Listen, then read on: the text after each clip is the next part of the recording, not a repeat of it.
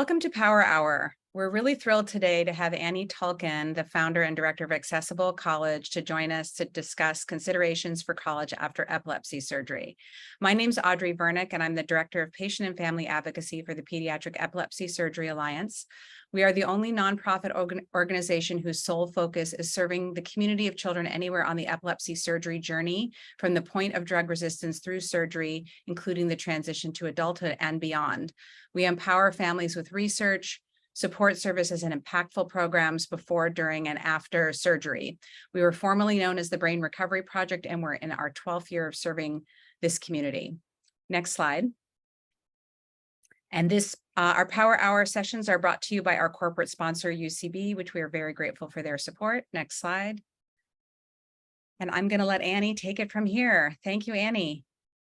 Thanks, Audrey. And I'm so happy that folks could join us today. And as we're going along, if you have questions, you can feel free to drop them in the chat. That's totally fine. And we can get to some of those questions at the end. We'll absolutely have time for questions. So yeah, as we're going along, if you want to put those questions in the chat, feel free to do so. I just want to do a quick introduction of myself. So I'm Annie Tulkin. I'm the founder and director of Accessible College.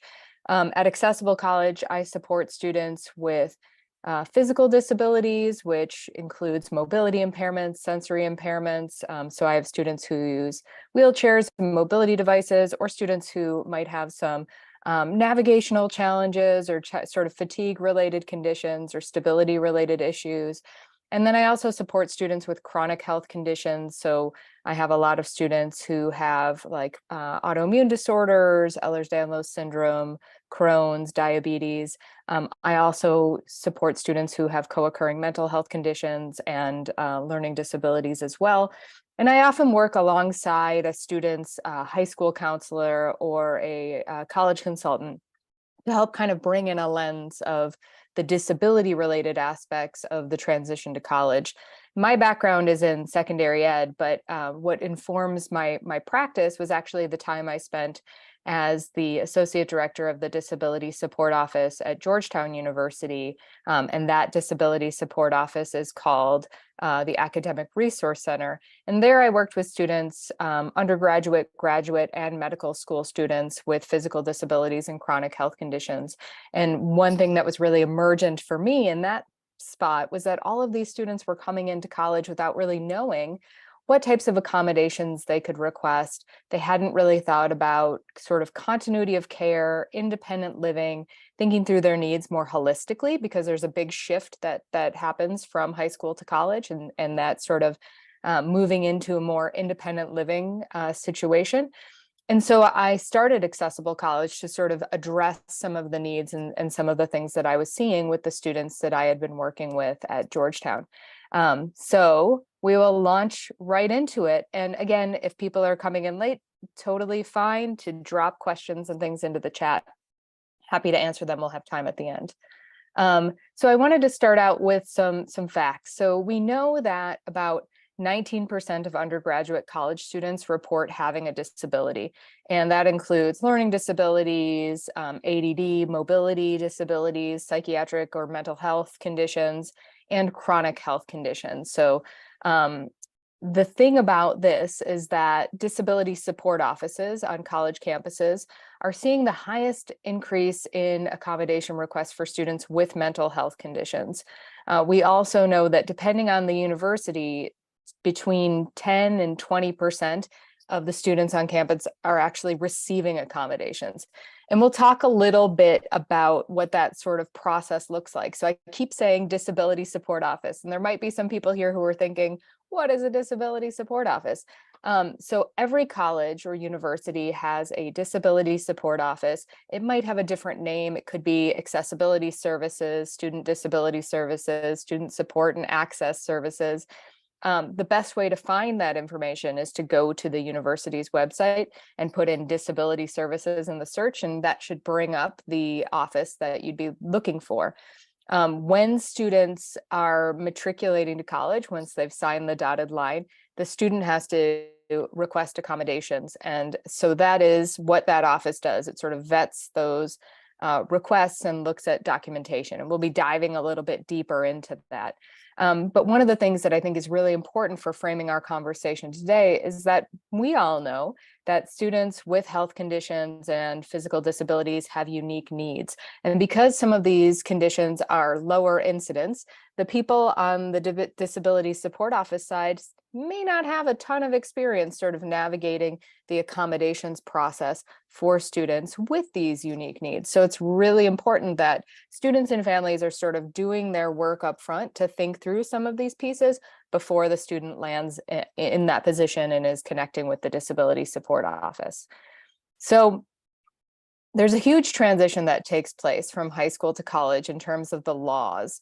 But the important thing to know is that the ADA, the Americans with Disabilities Act, is the law that governs college accommodations.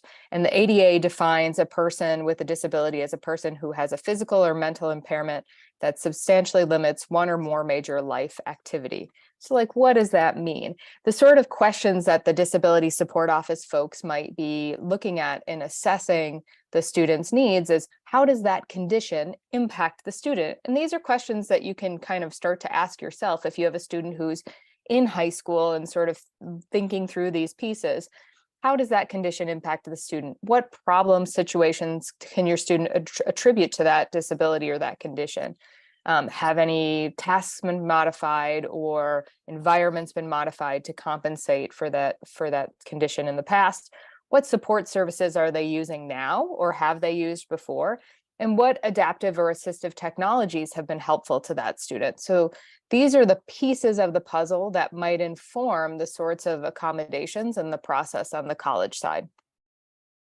The laws. This is a super important thing because I think this is a space where parents, guardians, family members get tripped up as the student is transitioning from high school to college. So IDEA, the Individuals with Disabilities Education Act, is the law that governs special education and services for students with disabilities, kindergarten through grade 12 in the public school setting. IDEA does not apply to private schools, but there is a separate law that applies to private schools, and that's Section 504 of the Rehabilitation Act. And that's an anti-discrimination law. So students with disabilities cannot be discriminated against because of their disability. And that applies to private schools. It also applies to the K through 12 public school setting, and it applies to college. I should say, though, that that does not mean that a 504 plan travels with a student to college. This is a myth that I try to go around myth busting. IEPs and 504 plans do not follow a student to college. The process sort of resets, and the Disability Support Office takes the lens of, again, the Americans with Disabilities Act. So they're looking at reasonable accommodations. So students might have some things on an IEP or a 504 plan that do transfer to college, but that document does not go with them to that college. And we'll talk a little bit about sort of documentation of a disability a few slides ahead. But the ADA provides for reasonable accommodations, and I'm using air quotes, in the college and the employment setting. Where this becomes murky sometimes is what is reasonable can vary from school to school. I often joke that if you've seen one disability support office, you've seen one disability support office. Part of the determination of determining a reasonable accommodation is looking at the program that the student is in, looking at like other factors, the professors and how they're conducting their coursework. And there's a lot of pieces that go into that. So that's just an important factor to know that is different from high school, because generally in high school, when you're approved for an accommodation or a modification, then theoretically the high school just puts that into place. Colleges don't provide modifications, they provide accommodations. And we'll talk a little bit more about that moving forward. So the other law that I think is just really important for families to be cognizant of is the Family Educational Rights and Privacy Act. That's called FERPA. That's the law that protects the privacy of the student's educational record. So once your student matriculates, sign that dotted line, and it is heading off to college, all of the correspondence from that college goes to the student. So even though parents might be thinking, oh, I'm paying for that education, I should get this information, it all goes to the student. So the student's grades, disciplinary records, that's all protected information. If parents wanted to have access to that information, they'd have to connect with their student and then go typically to the registrar's office to sign a FERPA waiver so that parents or guardians could have access to that information. I usually tell families that you should engage your student in a conversation to see how everybody feels about this, or what, protocols you want to put into place, and whether or not you want to sign a FERPA waiver. But having a good understanding of these laws can really help as you're moving forward and thinking about what the next steps are in college. So just sort of where the rubber meets the road here. I put together this slide on looking at accommodations in high school versus college and sort of the differences that people might encounter.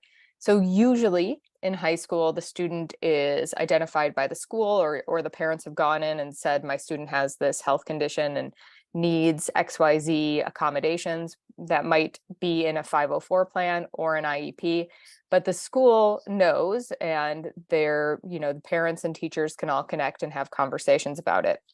It's very different in college. So in college, the expectation is that the student will self-identify to the Disability Services office. So that means that the student would connect with the Disability Support Office. They might have an intake form, or they might just have to do an email outreach to set up a meeting. And then the student would provide documentation, and we'll talk about documentation soon.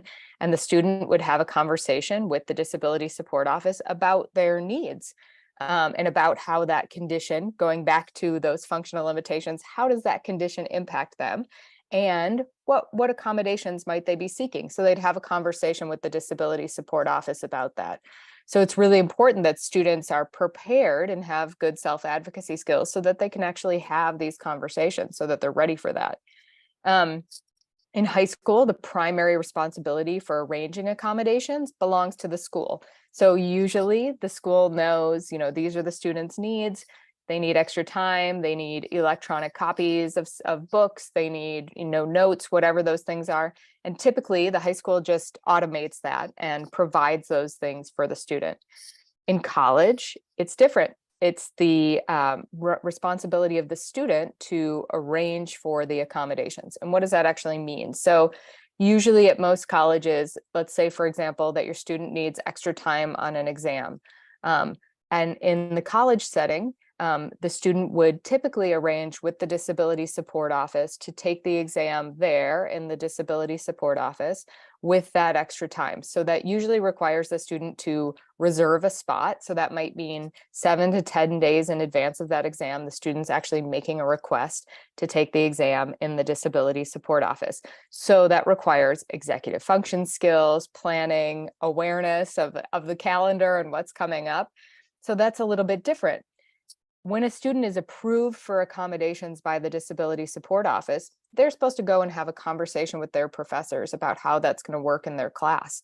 So if something they've been approved for is not actually getting put into place, then it's the student's responsibility to connect back with the professor, connect back with the Disability Support Office to let them know that things aren't working. And so that's where the self-advocacy piece and the awareness piece is really important for students to be able to know when something's not working and connect the dots to be able to then go back to the people who can help them in getting those accommodations and making sure that they're in place. High school, usually teachers can talk to the student, talk to the parents and guardians if they believe that student needs help. The teacher in high school might say, they need a little bit of work with this, and they can call your parents and talk to the parents. However, college is very different. Professors, aren't typically going after students to let them know how they're doing in the class. It's the student's responsibility to connect with the professor to see how things are going.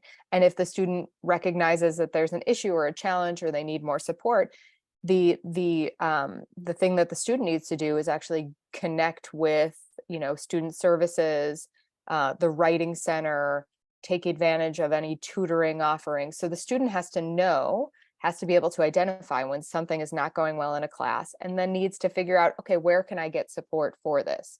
most colleges, we're going to talk a little bit about like the types of supports that colleges might offer, but most colleges have some level of support for students, whether that's academic coaching or tutoring services or writing center. It's a little bit different at each place, but that might be something that you're looking at if you know your student's going to need some support. Maybe that's something you're looking at in your college search process so that you're choosing a school that has holistic sort of wraparound services. But again, it's the student's responsibility to know when things aren't going well and identify their needs and figure out where to get support. We talked a little bit about the documentation process and requesting accommodations. So I mentioned that when students go to college, they have to be the ones to start that process to request accommodations. And part of that process is establishing a disability. So for students who have, and I want to recognize too that many of the people who are listening to this right now might have students that have multiple conditions, right? Or co-occurring conditions, right? So there might be a number of things on this list that you might be providing documentation for. So if your student has a learning disability or ADD, they might be providing a neuropsych evaluation. Most colleges are going to want a neuropsych evaluation that was conducted in the last 3 years prior to that student starting college and using adult scales. So if your students had a neuropsych evaluation and they had one when they were a kid, if you go back and look, there's child scales for a lot of those tests that you take when you take a neuropsych evaluation. But the colleges are looking for the adult scales. So it's really important too that you look at the Disability Support Office website or contact the Disability Support Office to ask them what type of documentation is required for that specific condition. So if you're documenting a learning disability, there are some colleges that will take documentation that is older. There are some colleges that want it within, 2 years. So you need to be looking at what the regulations are at that school because every college can determine their own documentation guidelines. Maybe if your student has a co-occurring mental health condition, that might be a psych eval or a letter from their psychiatrist or psychologist sort of outlining what the condition is, what, if the student's being treated and what the functional limitations of that condition are, and then what accommodations that provider recommends, which is similar to the healthcare provider letter, which is what I imagine many of you might be getting from your healthcare providers, outlining what the condition is, the diagnosis, and then the recommendation of accommodations.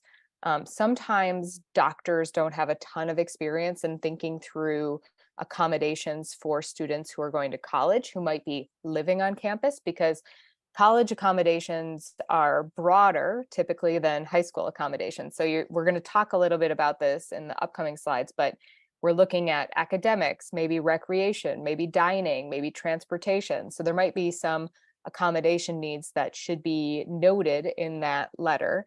And hopefully you'll get some ideas of that as we're moving along through this slideshow today. So again, just reiterating, looking at the specific college and what they require for their documentation. So you can see sort of what the guidelines are for your student or what they would be. Because I mentioned this before, I think it's important to state again that there are other types of documentation that students are usually welcome to submit alongside their primary documentation. And that primary documentation is that source documentation of the neuropsych evaluation or the doctor's letter. That's considered primary documentation. Supplementary documentation might be an IEP, an individualized education program. It could be a 504 plan. Could be a letter from their high school outlining accommodations that the student received or an academic plan that they had. It might be a letter from ACT or SAT accommodations. These are really great to submit to disability support offices because they do provide a history of accommodations and it shows the people in the disability support office what the student was receiving in high school. So that they can kind of maybe think, okay, is there something similar in the college setting that I might be able to provide the student with? So that could be really helpful too. And just a reminder as we're going along, if you have questions, throw them in the chat. We will get to them at the end. I wanted to talk briefly just about supports in the college setting. So I mentioned that all colleges are required to provide reasonable accommodations under the ADA.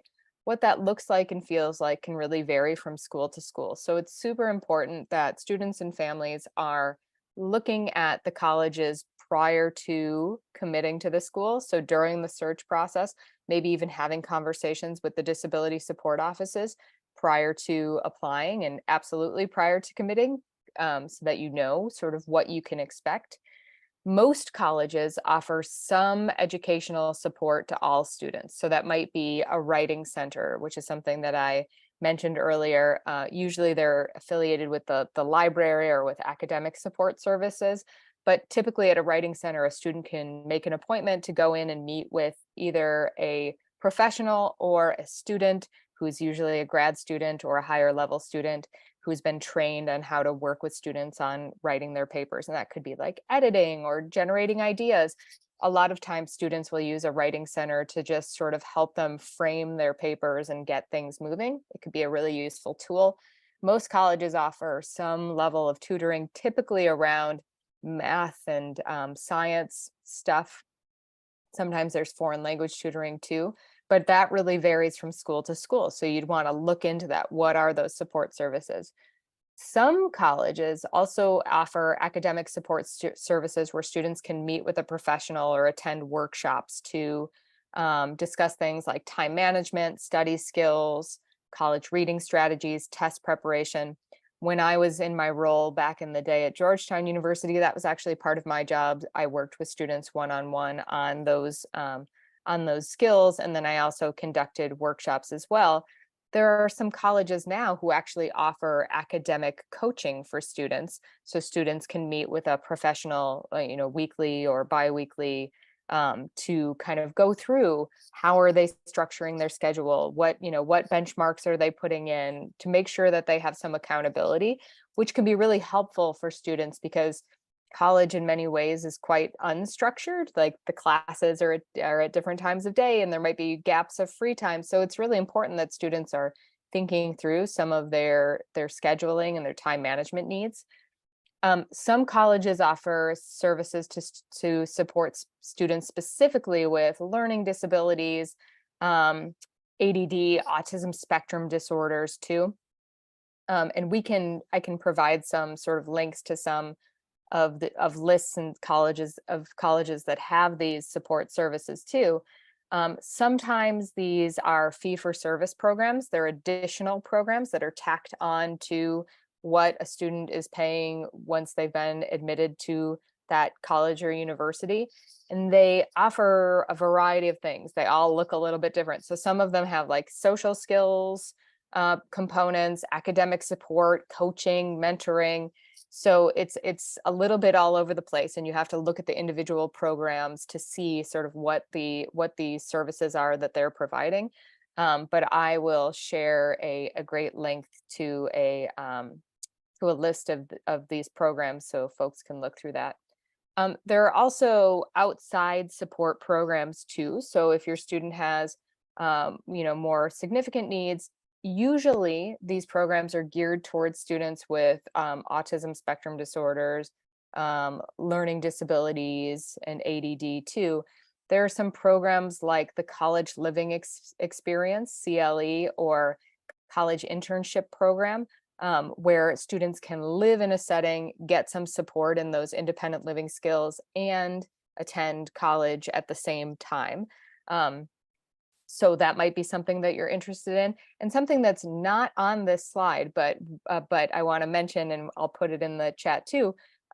If your student has intellectual and developmental disabilities too, there are a lot more college programs that are popping up all the time for students with intellectual and developmental disabilities. And there's a great website called Think College, which sort of aggregates and has all of the information on different programs for students with IDD. And you can look at each state individually. It's really cool. So there's a lot more around that piece as well. So I just wanted to sort of give you a quick and dirty overview of the types of support, because this may have changed from when, I know it changed from when I was in college, but from when many of us were probably in college. looks different in 2023. So the other piece too is that, you know, you might hire, some families choose to hire outside executive function coaching or outside academic coaching for their student too. So that's like another piece of this puzzle. Annie, Yeah. sorry to interrupt. Do you want to take a question now or wait until the end? It I can, sort of oh, I see relates. it. Yeah, I can see that. There's a question, do outside support programs include support for students with seizures? That's a great question. So if we're talking about an outside support program like the college living experience or CIP, you'd really need to contact the individual program provider to have a conversation about what that would look like in the context of their program. One thing that's really important for people to know, is that if your student has, like, let's say your student has a seizure plan in their high school, that's not something that travels to college with them. There might be conversations that the student is having with you know, risk management on the college campus, with student health services, but generally the idea is that when a student goes to college, they're able to manage and monitor many of these things independently. If they're unable to do that, then there's probably a conversation that the family is having about what supports you can put in place so that the student can be as independent as possible. And that might be, you know, hiring someone to support the student when they're at school, a personal care attendant, or looking at what other options or opportunities might be embedded in some of these live-in programs too. So I hope that answers that question. Audrey, was there anything that you wanted to add on that?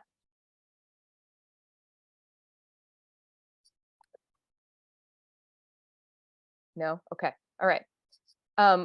We can jump into this slide too. And as things like emerge for you, I so appreciate that question. Go ahead and drop them in the chat and we can get to them in the moment or take them at the end too. So just like framing this for everyone, like the accommodation considerations piece. So some of you may have students that have physical disabilities or things that are physically manifesting for them, and the health conditions component too. So we want to think about just the sort of spectrum of possibility in terms of reasonable accommodations in the college setting. So your student might be getting extra time on exams, and that is something that I mentioned earlier too, typically is coordinated through the disability support office. So that would mean that your student would take their exams there. Every college is a little bit different in how they manage extra time on exams. So that is something you would want to ask about. At some schools, they actually don't have a separate testing center, and the expectation is that students will take their exams with their professors. So you know, if I was that student, I would be asking questions about what is that environment like where I'm taking that exam with my professor? Is it in their office? How do we manage and navigate that? Priority registration could also be a reasonable accommodation if your student has medication management needs in the morning, or if they know that they are if they're you know, if they have sleep issues and their early morning classes aren't going to work for them, or if they have personal care needs that they need to attend to in the morning, they probably want to be able to select their classes before other students so that they can choose a schedule that can work for them. The other reason that comes up is to allow students to have enough time to navigate in between classes. So if your student has mobility or fatigue related components to their condition, that priority registration can help sort of mitigate that challenge. A laptop in the classroom, you know, sometimes professors don't allow students to have technology in the classroom.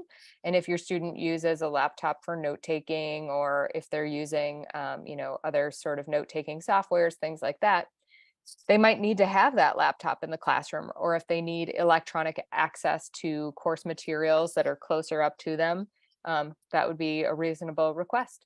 Classroom relocation could be reasonable too if your student, you know, needed to have classes that were on lower level floors so they don't have to manage stairs or elevators, or if they needed things to be closer together. Sometimes the school can relocate some of the classes so that they are in a more compact environment, so that there's less barriers for students to have to get from one side of campus to the other.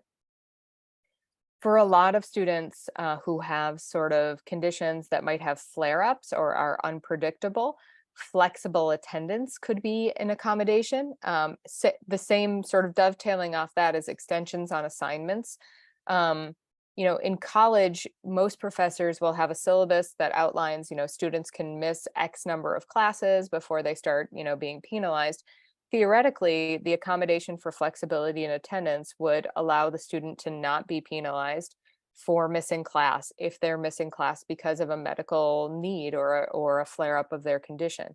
So again, this is a space where the Disability Support Office approves the accommodation, but the student has to have conversations with the professors to talk about what that might look like in their specific class. Professors can say no to an accommodation if they feel that it compromises the curricular goals of the course.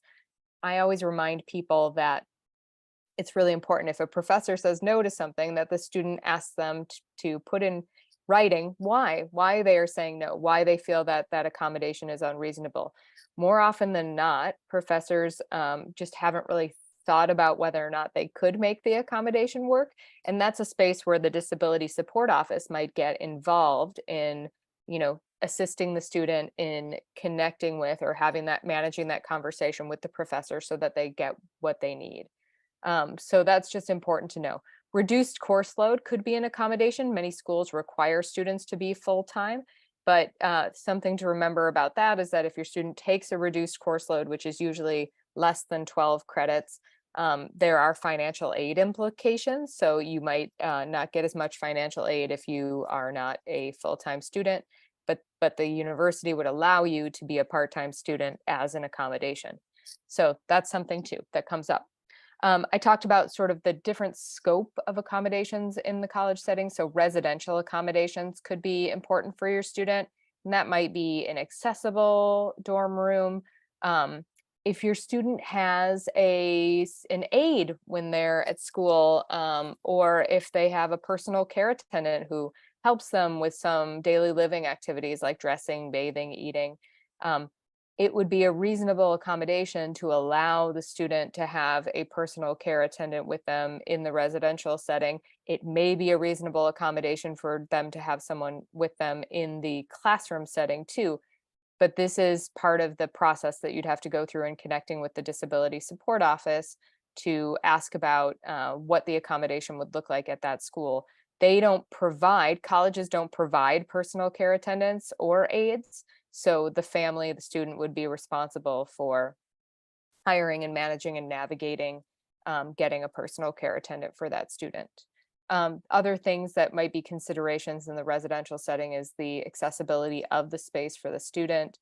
Maybe they need a lower floor or a single room or fewer roommates. That could be reasonable accommodation too, or access to a bathroom, having a private bathroom or an ensuite bathroom so they don't have to walk down the hall to a common bathroom. These are just sort of different considerations that people might not have thought about prior to listening to this. Accommodations also could be important for recreation activities if the student needs adaptive fitness equipment or accessible student center facilities. Maybe there's gaming. I know e-gaming is really important for a lot of students these days and an activity that they do. I've had students request accessible gaming equipment when the general student body has access to games and stuff in the student center and they want to take part in those games too. Having accessible equipment could be a piece of the puzzle for giving that student access. Dining accommodations could be allergies. It could be support with selecting food if your student has a mobility issue or if they're unstable or if they're using a wheelchair or another mobility device. It's hard to carry a tray and to navigate spaces like that. So it might be support with getting food and getting it on the tray and getting them situated.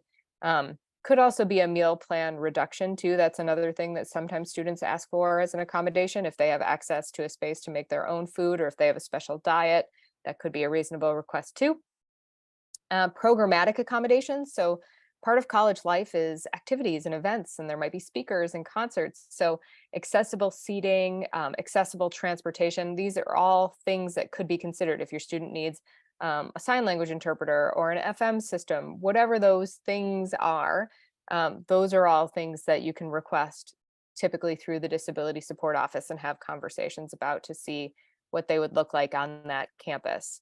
Um, the things that are really essential here, starting to plan this transition early. So students are really going to need planning skills, organization, being able to self-monitor, thinking about sort of the medication management components too. How are they managing their meds now? Are they managing their own meds? Do they know how to contact their doctors? Have they started to take on some of these roles of the shadow work that we as parents so often do?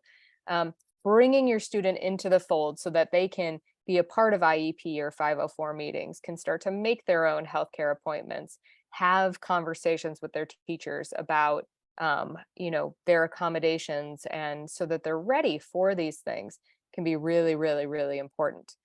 So starting to develop these independent living skills while they're living at home in that supported environment gives students a chance to, maybe not do it successfully the first, second, or third time, but it allows them to learn the skills, right? So many of us parents operate on autopilot. We just sort of do the things because that's what we've been doing. But often it can be really helpful to step back and say, what are the things that my student is going to need? And how do I start giving them those skills so that they can develop that now? The student will need to be able to talk about their disability.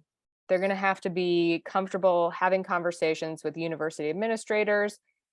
Their professors won't know anything about their condition, but the student is still expected to have a conversation with the professor about the accommodations. So you might want to practice with your student, like, what information are you sharing? What do you have to share? What do you not have to share? This is something that I do with students a lot so that they've kind of honed their messaging, so they're comfortable talking about what their needs are. Looking at their needs holistically. So taking some time to think about eating, sleeping, school, social activities. What makes all those things run? What makes them work?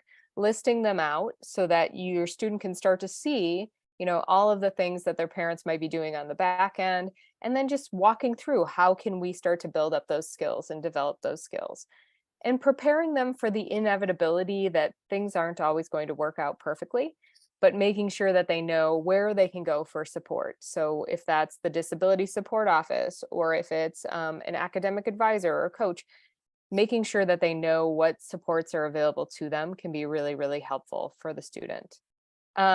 So just a quick thing about me. So I work with students and families one-on-one, typically starting sort of junior year of high school. I also work with adults, but anybody who's in like the college search process piece.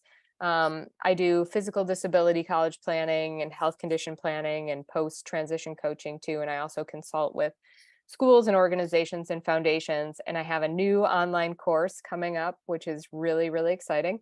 It's launching on September 19th. And I'll share my social media and contact information so people can find out more about all of these things if you're interested. And I also have a project with the Christopher and Dana Reeve Foundation. So students who have any type of paralysis, so if they experience any type of paralysis with their condition, can work with me for free through the Reeve Foundation. And I put that information down there. You can find it on the Reeve Foundation website as well. So people can take advantage of that. And here's my contact information. And I put a little QR code resource sheet up here too, but you can find me at accessiblecollege.com. I'm on Facebook, Twitter, Instagram, all the social media pieces. And I'll leave this up for a second so people can snag the resource sheet if they want it. And I'll also make sure that Audrey can give that out to folks too. And with that, we have plenty of time for questions now. Great. Thank you so much. That was wonderful. Can you move on to the next? I know you want to There you keep go. that slide up. I promise I will share Annie's resource doc with everyone who registered. And if anyone's watching this on YouTube, you can just email me at info@Epilepsy Surgery Alliance for any resources from any event that you watch on YouTube. So I don't know if anyone in the audience has questions. When you asked me if I had anything to say, I did, but I I have a new computer and I couldn't find the unmute button. So I'm sorry about that. All right. Technology is getting the best of me. But one thing I wanted to say about the question of the epilepsy supports. So, and Annie, maybe you can speak to this. My understanding is there is no mandate in adulthood to provide anything. So once you are an adult, there's no obligation to provide you college. There's not even really technically an obligation to provide you employment. There's programs, but they're lackluster at best. So really, IDEA is incredibly robust. And as parents, we find it incredibly frustrating and we want to pull our hair out. Once you leave the safe bubble of your school system, you lose everything. You lose the mandate and the protections, like the accommodations in college. The student has to drive those. They have to want them. So my son could have benefited from support in the dining hall with carrying a tray with 2 hands, but he did not want that because that would have been embarrassing, mom, right? They have to continuously go back and advocate for everything, and they sometimes have multiple times. And so it's not just like, this is being provided for you. It's not a one-time thing. It's almost every class period, every professor. It's a lot. It really is quite a lot. My son just started his 2nd year last year. We learned a lot about this process. So what are your thoughts about this idea of that there's no federal mandate to provide these services in college? I know that ADA protections are there for what are called reasonable accommodations, but this idea of what's reasonable, like a personal attendant, is not a reasonable accommodation on most college campuses. I think there are 2 in the US that provide attendance services, right? For those who have physical mobility disabilities. Yeah, so just pausing on that for a second. Yeah. So there are 2 colleges that have built-in personal care attendant services, primarily focused on students with mobility, significant mobility disabilities. So, and those 2 schools are the University of Illinois Champaign-Urbana, and they have a dorm that has sort of built-in PCA care. So students who are in the occupational therapy nursing programs work with students in the who live in that dorm.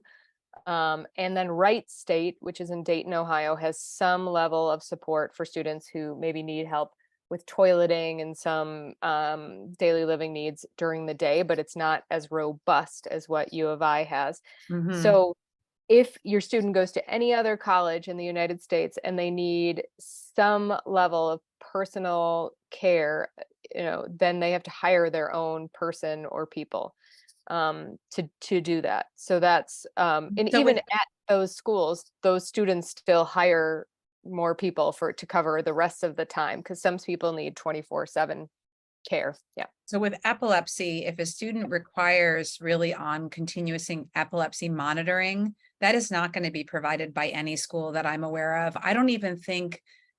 I think if they required someone to administer medication to them, they could go to the school health center once a day and maybe get support with that. But I think only probably for a short period of time, and eventually they'd get charged for it, right? So none of this is necessarily free. In California, we have regional centers, which are our HCBS, Home and Community-Based Service Waiver Program under Medicaid.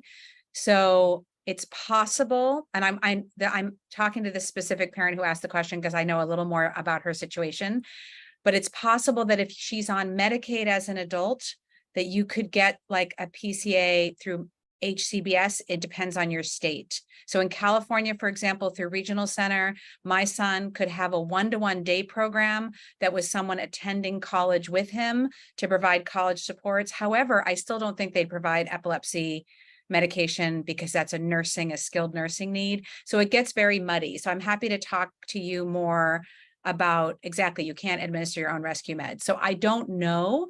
I think that would be a question for like I always say, like, look at your goal and then work backwards. So like, what college might your child be interested in attending? Look at that and then work backwards from there. I just wanted to say one other thing about options at the time of aging out or earning your diploma. A lot of us are in a hurry to rush our kids off to college. If your child has received all the academic instruction to earn a diploma, but they haven't received any of the functional training they need, like if they have an executive function deficit, which most of our kids with epilepsy do, you could refuse the diploma and ask for 4 more years of training in executive function. You might need an attorney to do this. And then your child could be enrolled at a junior college and still be receiving the supports and services of the school district based on their identified needs through their IEP, through assessments, but you're still under IDEA in that world. So you can see how that might be. And for a kid that has maybe greater needs, high school is only required to provide IDEA, only goes through, it depends on your state. Most states it's age 22. So at 18, if you have the credits to earn a diploma and you're 18, you are graduated and the IDEA is over for you. You have no more IDEA unless you reject the diploma and either sue the district or implement stay put. So it depends on your state. If it's a stay put state, this is all legal stuff. So you need to talk to an attorney. I'm not an attorney, but if you refuse the diploma, or your child doesn't, like, I think a lot of us are scrambling to get our kids to earn all these credits to graduate at 18 with their peers. Well, just don't, and let your child not have all those credits. And then at 18, well, look, they don't have a diploma. And then they get to stay in the transition program through whatever age it is in your state, 22, 24. I think there's one state, I think Michigan, it's age 26. And so then you have the benefit of that. I can also talk to you more offline about that. And then there was a question about, would this all apply for older students with a disability who may want to return to college? So Annie, maybe you can speak to that. Yeah. So the easy answer is yes. The same process applies to everybody who's going back to or is going to college, and regardless of their age, right? So if the student wants to receive accommodations in the college setting, they have to connect with the disability support office. It doesn't there's no age sort of regulation around that. But to that point, I think that for a lot of people who are maybe considering going back to school, there might be some more thinking about sort of how school has changed and what accommodations they might want to request. So that would be important to think about up front. And then, the other thing here too is that, we mentioned there was a couple things that came up around Medicaid waivers and like how we're hiring people. Some of your students might also be eligible for supplemental security insurance, SSI. That's a way that some people use to hire some outside supports too. And Voc Rehab in your state, your state's vocational rehabilitation program could be a good resource for you as well, as you're sort of looking at what might be available, what supports might be available for students.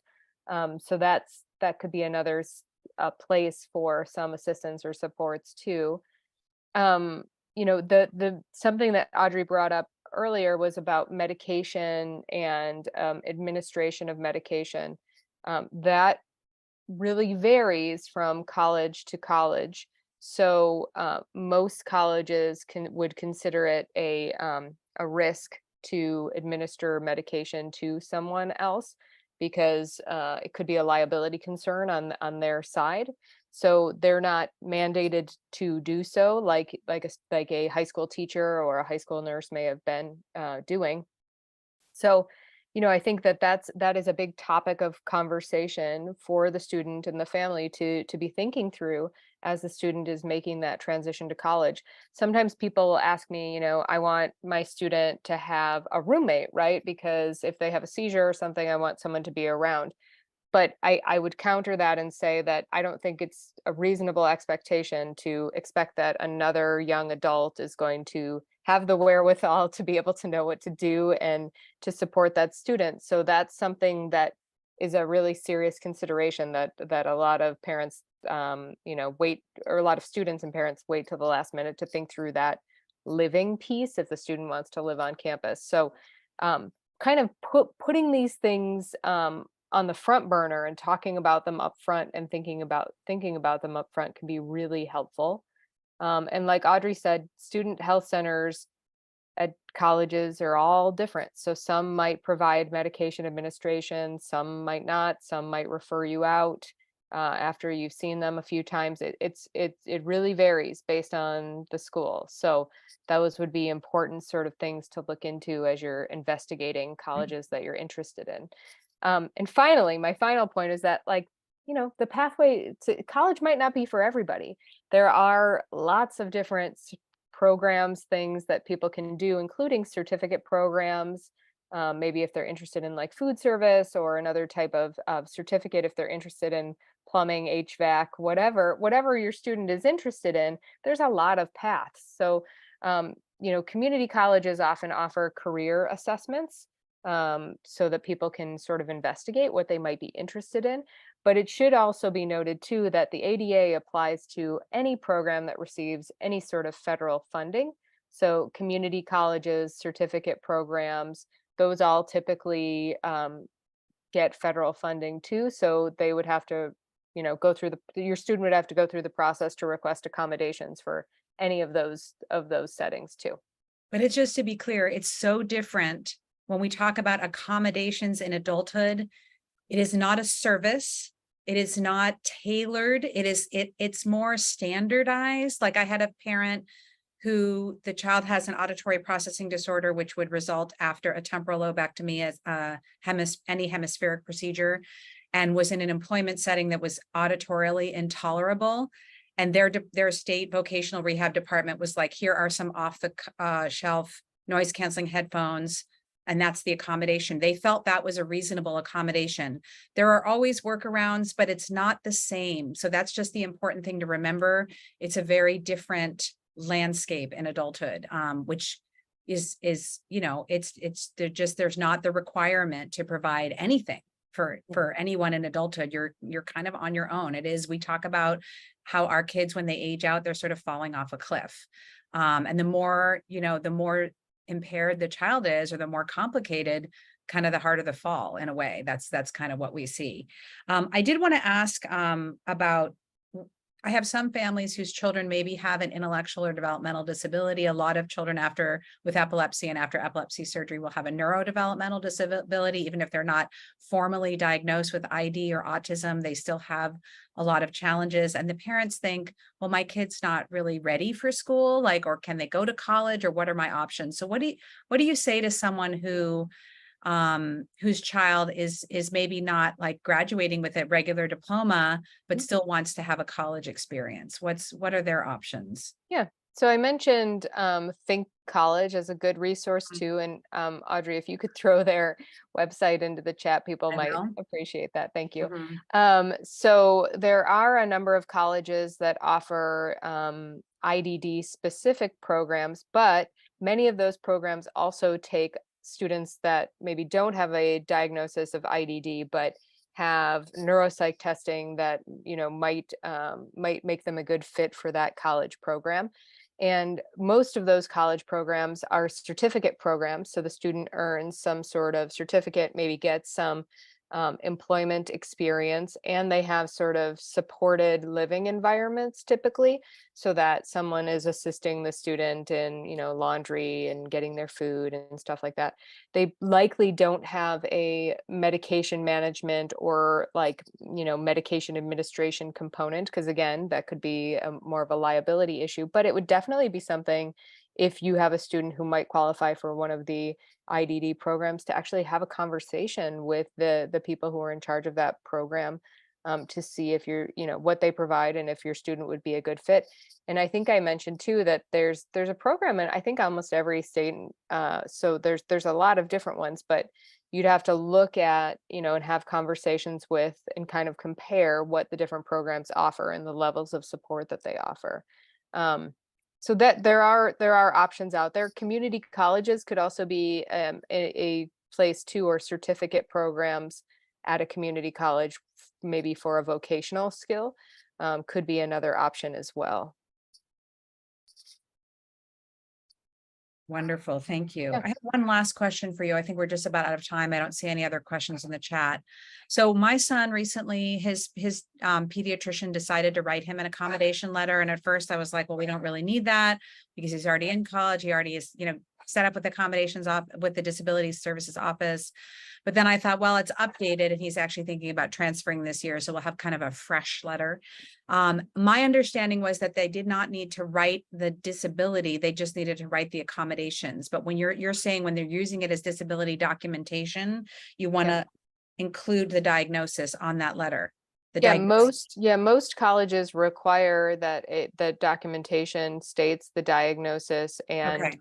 the functional limitations. So you should look at the documentation guidelines on that school's Mhm. disability support office website, or contact them, because sometimes it's not on the website, but they Yeah. usually all have documentation guidelines that stipulate what needs to be in that letter of Uh-huh. documentation. Okay, great. That's good to know. Yeah, he has an adult normed neuropsych eval and his last IEP and all of that. So this was kind of just an additional thing. One last thing I will say to that. Sorry, my dog is going crazy. One last thing I'll say to that is just again, the I love what you said about asking for it in writing when a professor refuses an accommodation, because this happened with my son in the spring and it was quite an ordeal. And I wish we had done that, and I should know that because I'm an advocate. But he this semester is deciding to meet with each professor during their office hours in the first couple weeks of school. And he's actually going to tell them what his disability is. You can disclose, it's really up to you, but he feels like saying, I have half a brain, I have a motor impairment, I have a visual impairment, I have CAPD, I have an executive function disorder, I have autism, will help them understand maybe why they want to help him, rather than just thinking, that he has an annoying mom who got him a lot of accommodations to baby her child or something. I don't know what this professor thought in this spring, but she refused all of his accommodations, and her excuse was, well, that wouldn't be fair to the other students. And so sometimes I think disclosing can be beneficial, and that's very individual to based on the individual student. Do you have any thoughts about that, Annie? How do you coach your Yeah, it your kind of depends. students It depends about on the disclosure? student. Yeah, it depends on the student and sort of where they're at. But oftentimes it can be really helpful to hone your message and figure out what you want to share with that professor, right? So, and again, like you said, it is up to the student whether or not they want to disclose that, but it can be helpful, so that the professor can kind of get a better sense of what's actually going on, because all the professor sees is what accommodations the student has been approved for. So they would receive something that's like time and a half on tests, note taker. They would just receive a list. They don't know what the student's condition is. So sometimes that context can be really helpful. um, there was another question too, Audrey. I just wanted to make sure we got to that quickly. Would you recommend a gap year to allow more recovery time after epilepsy surgery, or go quote unquote on time, but with more accommodations? And I liked the quote unquote on time, because really it's kind of like I think the biggest thing that we want to think about is where is your student at, right? Like, so what, do they have the skills? How would that transition actually look for them? Would it be a really anxiety producing event to cut that cord and go quote unquote on time? I think that, if you evaluate the student's needs, sometimes what people do is they apply to college, they get in, and then they defer for a year, so that the student might choose to take a gap year. I would say, if you are choosing to take a gap year, you should think critically about what you're doing with that time. So, that could be a time to like hone in on some of those independent living skills, executive function skills, maybe take a class if that's allowed, so that the student can start to see like, okay, how are things working for me and my brain now? Like, start to ease into that transition. Some colleges won't allow students to take classes elsewhere for credit once, if they've deferred. I mean, we probably could still take the class, but it just wouldn't transfer over to that school, which might be a disincentive. But I think you have to evaluate where your students at readiness wise, right? To see if it's the right time for them to jump into school, or if they need some more time to develop some of these skills. Yeah, and I'll add a couple of things there. One is so my son did go straight into a four-year college last year, and while he did okay academically, there were some bumps. In other ways, kind of socially and emotionally, it was a really rough year for him. And he's actually come home this year to live with us for another year. And I realize he just needs more structured support in those areas. So while he could handle the academic work, there's so much more to attending college, navigating the college campus, and the social piece. And when you're around a lot of people and you have no friends, it's more isolating than when you're at home with your family. And that's what he experienced. So we're kind of regrouping, and I kind of wish we had not rushed. One of the reasons why we wanted to go straight into a four-year college, another thing to think about is if you go to a junior college, it depends on your state and it depends on the four-year university you're interested in. But if you start taking community college classes, you have to earn 60 transferable credits before you can transfer to the four-year university. Now, that's not across the board. So in California, all of our CSUs, our state universities that are not the UCs, are impacted except for San Francisco State. So San Francisco State, which is in our city where we live, is accepting lower division transfers without the 60 transferable credits. And if I had known this, I might have just started him at City College. I didn't understand that at the time. So again, I'm saying start with the end in mind, look at the school you think, or schools you think she might be interested in, and find out from them, what exactly are your requirements? Is there, if we do community college classes, do we need 60 or do we just need the 3 or 5 undergrad required classes that before they'll allow a transfer, which is what they required now for the lower division transfer. So just being really aware of what those are. And there's so many paths to college. Like there isn't just like drop in, do the 2 years at the junior college and 2 years at a four-year college, or go to a four-year college. There's a lot of different ways you can do it. There are people that just go into the workforce and take 1 or 2 college classes at a junior college per year, like in the summer. And then maybe 5 years later, they're ready to go and finish their degree in 2 years at a four-year college. And they've done enough to, they've amassed enough credits in the lower division to do that transfer. So there's just a lot of pieces to think about. We do have open power hours. I try to have 1 a month, and please join us for the next one. We can talk about this at length. And if you want one and it's not scheduled, just message me. You can just message info@epilepsysurgeryalliance.org and I'll set one up for you and we can just continue this conversation. But thank you so much, Annie, for being here today. I'm so grateful for your knowledge and for your time. Our community is really lucky to have you. And I think you are the only college counselor who focuses on this particular arena of students with health and accessibility and other disability needs in college. Is that correct? That's true. Yeah. You're the Thank one. you. Thank you for having me, Audrey. Yeah, so great. So great to have you. Thank you so much. Bye-bye.